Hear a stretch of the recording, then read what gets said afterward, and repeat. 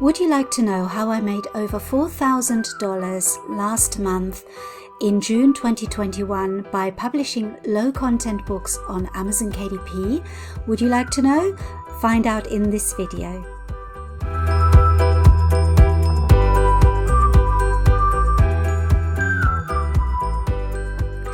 Hello Home Bosses, my name is Nuria Corby from thehomeboss.com. Welcome to my channel, which is all about helping you to make money online.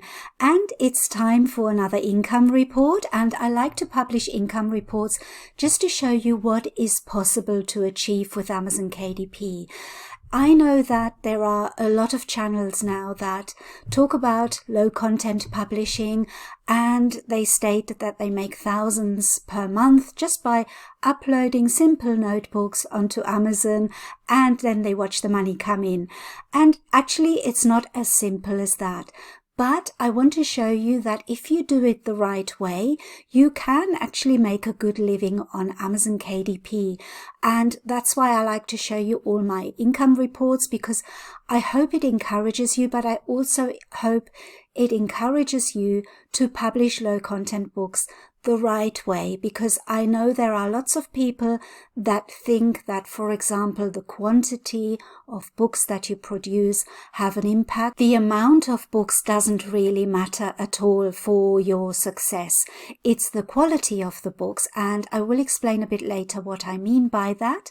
But I want to show you my income report first so that you can see what is possible to achieve. So let's hop onto the screen share and I'll give you all the details, and afterwards we'll talk a little bit about how you can do it too, because if I can do it, you can do it. There's no mystery, there's no trick, there's no secret to doing this. It's just hard work and doing it the right way, but you can do this too. So we'll talk about that after the income report. So let's take a look and see how much I made in June 2021. Now, first of all, I have to say that don't worry if you didn't make much money in June. June, July are usually very quiet months because it's the summer. There's a lot of other stuff going on, and traditionally those are the months that are a little bit slower than other months. But I use this time to really prepare for quarter four. I know that quarter four is going to be a good quarter for us, and the summer months are always a little bit slow. But saying that, I'm still very happy with what I made in June. So the total royalties that I took in the month of June 2021 are $4,637.25.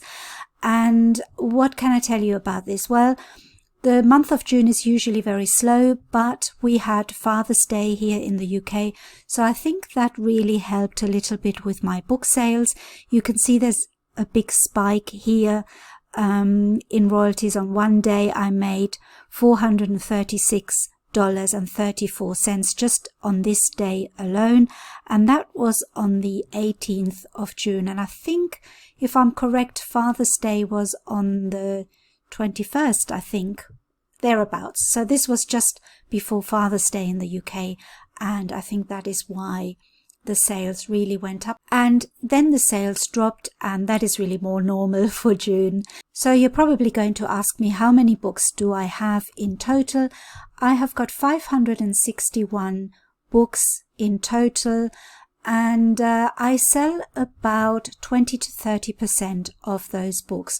So that still means that there are a lot of books that I don't sell, and I make most of my money from about a handful of books. So 4 books are the ones that are making me regular income, and then there are other books as well that sell very well. I've got children's books as well that sell, and I'm planning to make more of those this year because I find that they are consistent throughout the year, and especially in quarter four they should do really well because people give them as gifts.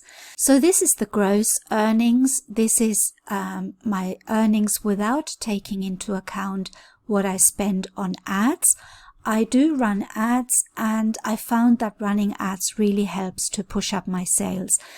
In my first year on KDP, I didn't run any ads, and you can watch my video that tells you all about my first year on KDP, and you can see that I didn't run ads, but I still made significant sales. But by running ads, you can really boost those sales. Running ads is not easy. I still don't understand how to run them very well. It's worth running them just to learn how to do it. I still have to learn how to improve them. So let's have a look and see what my ad spend was. I run ads on Amazon UK only because that's where I make most of my sales, and I find that they work better for me than if I run Amazon ads in the USA. But it's completely up to you. You can try any markets and see which ones perform better for you. For me, the UK is performing better, so it just depends on the kind of books you have, I guess. So my total ad spend for the month of June was £1,240.20. Now this is in pounds because it's in the UK, so let's convert this into dollars to see what we can deduct. And £1,240 sterling is $1,718.84. So now if we take my total income of $4,637.25 and we deduct $1,718.84, that will leave us with my net earnings, which is $2,918.41. So that's nearly $3,000 in June. So I'm really happy with that because June is usually a very slow month, and to earn $3,000 during that month for me is a really good result. So that is my total earning. Of course, we also have to deduct any subscriptions. And for example, I subscribe to Creative Fabrica, and I have several other subscriptions, but that is really not a lot of money. I think in the month of June that was still under $100 during that month. So as you can see, I nearly earned $3,000 net for the month of June, and I'm really happy about that because it's showing me that I'm making consistent sales every month. And I haven't published a book in a long time. I published a couple of children's books, but other than that, I haven't published any books since about December, I think. It shows that you can still produce a good income even when you have stopped producing and making any books. But of course, I'm going to start producing more books now that I have finished creating my children's book course, which is what was taking most of my time. I can now concentrate on creating more books, and hopefully that will be reflected in my future income reports, and I will keep you up to date. So the reason I do these income reports is to show you what is possible, and I hope that encourages you a little bit. So I hope you found that interesting and hopefully also encouraging, because like I said at the beginning, there is no secret or no formula to creating this kind of income. And I know a lot of people think there is a formula. The books that I sell the most, I created with minimal research, because what I did is I went into a bookstore, I had a look at the books, and there were one or two books that really stood out for me, and I thought, wow, these books are really nice and I can actually produce something like this. So I got my inspiration from those books and I went home and I created something similar. It was still very different from the original book, and I saw the sales slowly come in. So I think that sometimes you can overanalyze something, and it's good to just create something that you really like, that you understand. If you can create a book in a niche that you understand, that is so much better than creating a book in a niche that you don't understand. I'll give you an example. If I was to create a book about sport, I don't think I would sell any books because I know nothing about sport. Or if I were to create a book about something that I've never used myself or I've never had any interest in, then that would not be a good niche for me to make. And it doesn't matter how much keyword research you do for a niche that you don't understand or that you don't really know much about. It doesn't matter what your keyword research says. If you don't understand the niche, it's very difficult to make sales because you're not understanding your customers or your buyers. So my top tip is to create books in niches that you understand. So for example, like me, if you like gardening, make books that are gardening related because you will understand what your buyer is looking for. Or if like me, you're interested in mindfulness and meditation, you can make books in those kind of niches as well. Or if you run a business, you can easily make a book because you know what your buyer is looking for. It's almost like you are creating a book for yourself. And if you would use this book, then you're going to make sales in that niche. So that is the top tip. Understand your niches. I see too many people making books in niches that they don't understand. The other thing I see a lot is people following trends. There was a big trend in making coloring books. It still is at the moment. And I think sometimes that can be a mistake because you have a lot of competition.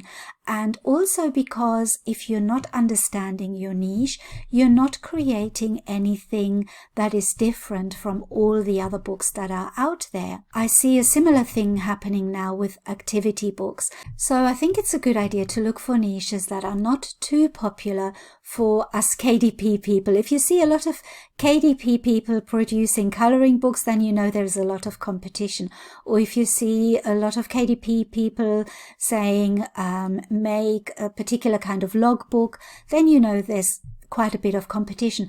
But you can still make those books in those niches, just make them different to the other books that are already out there. And we talk a lot about quality books, but what does that mean? What is a quality book? I don't mean by quality... My cat. By quality books, I don't mean that you have to produce a quality book in terms of design or in terms of using the right graphics. Quality books are books that people want to buy. So if you're a beginner, I understand that it's not that easy and you have to produce a few books that are not so good because you're still practicing, and that's fine. My books, the first books that I produced, are really not very good quality books. They are low quality books, and that is because I was still learning and I was still practicing. But you have to go through that process. You have to go through the process of practicing, of learning, and your books will become better and better, and they will become better quality.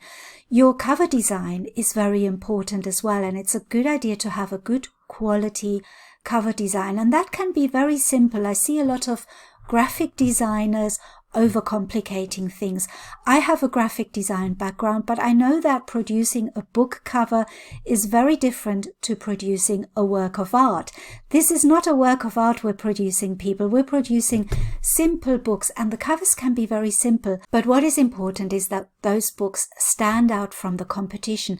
And it's also important that they look good as thumbnails, because you know that the picture on Amazon that the customer sees of your cover is a very small picture. So you have to design it in a way that it looks good in a thumbnail, in a small picture. So make sure that your title is clear and you can really see it. And especially if you think about people buying on their cell phones, on their mobiles, they only see a tiny picture. So make sure that your book cover looks really good on a small image, and your title is big and bold and clear, and that your graphics are pleasing to the eye, that you have good colors and colors that stand out from the rest.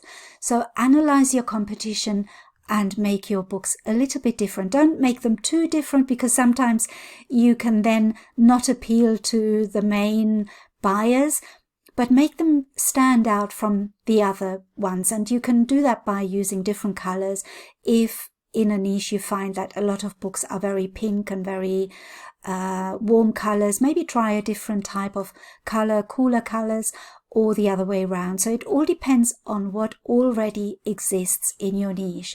And I think that has been one of the things that has helped me a lot, knowing the niche and also designing the covers in a way that they are different to all the other covers that are already on Amazon. And the other really big tips I can give you, and I've made many videos about this, is this: read Amazon's terms and conditions. Don't try to be clever and game the system. I know people are doing things that are not really what Amazon wants you to do. So read the terms and conditions that Amazon provides, and I will leave a link to it underneath this video actually, because I think it's so important. You're signing a contract when you open your KDP account, and whenever somebody signs a contract, you should really know what you're signing.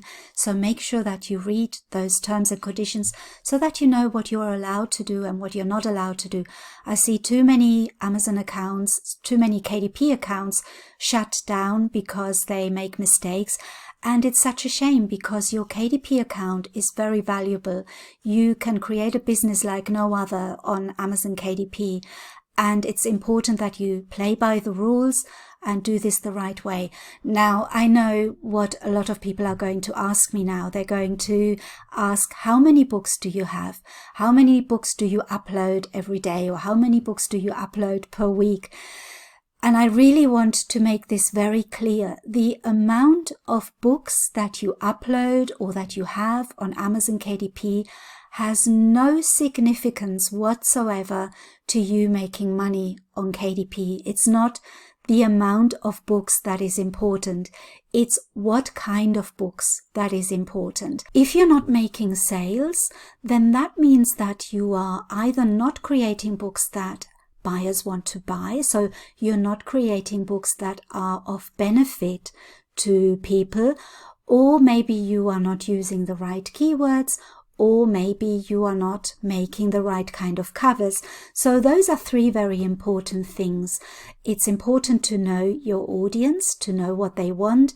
It's important then to use the right keywords, and it's important to make really good covers. So going forward, try and improve on those three things, and I can tell you sales will come if you stick to that. If you follow the rules and you make really good quality books, and by quality I mean those three things: a niche that you know a lot about and where you know you are providing a benefit to your buyer, and the right kind of keywords. And there are lots of tools that can help you with keywords, and the best tool of all, and I know that my friend Shashwat said this in his videos, the best tool is your brain. Use that. And also there are lots of free tools that can help you, like the Publishing Titans keyword tool, and there's Publisher Rocket. There's all sorts of good keyword tools, but the best one is Amazon itself. If you look at your competition and you analyze the keywords that they use, the titles that they use, and also the Amazon drop down. You know, when you type in something into the search bar and then it suggests you different keywords or different titles, that is a good keyword tool, and it's free on Amazon. So that is all you really need. And the other one is the cover design. So those three things are the most important things to get you sales. So I hope this has helped you, and I hope you make a lot of sales as well. And especially now that Q4 is coming, I am so proud of everyone that entered the challenge that we had. I will make some more challenges because I think that was quite motivating, and some of you that had not produced any books have now produced some books. So let's just keep going. I know this isn't easy, but you can do it, and I'm proof that you can do it, because if I can do it, you can do it too. And just follow my example, make good quality books, and now you know what that means. So let's hope for a really good Q4, and I'll see you in my next video. Thank you for watching. Bye bye.